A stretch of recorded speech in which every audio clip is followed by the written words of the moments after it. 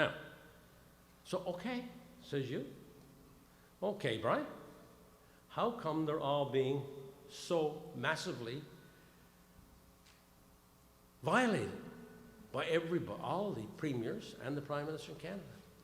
And that is a really good question that no doubt we're going to get into in question and answers is going to come up. But I'm going to try to give an answer. But the answer I'm given that the premiers and the Prime Minister are using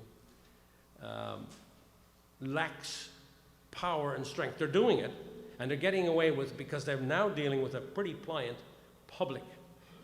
And a democracy is only good as the last voter to come out of the ballot box or the last voter standing or whatever, right?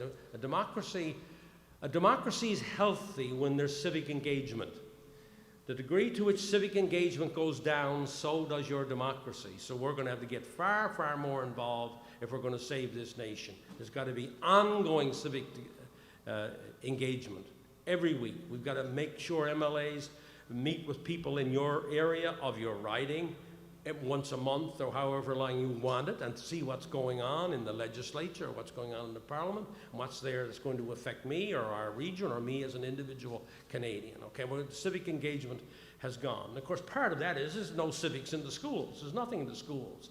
The students come out of grade 12 and they don't know a darn thing about how the municipal council works, let alone the provincial government works or how the federal government works, right? And so we have become, I guess, a complacent society. You know, Plato talked about this. He said, you know, democracy is not going to work for very long, right? It's just not going to work for very long because you need this incessant engagement all the time in order for, it's a fragile thing. The majority of people in the world don't live in a democracy, for example. Never did. That's how fragile it is. That's what we're talking about, trying to save something that's very, very unique, very fragile, but worth fighting for and worth keeping so that there's freedom and liberty in our nation and that part of the globe where we live. That's why it's so important. But here's the argument.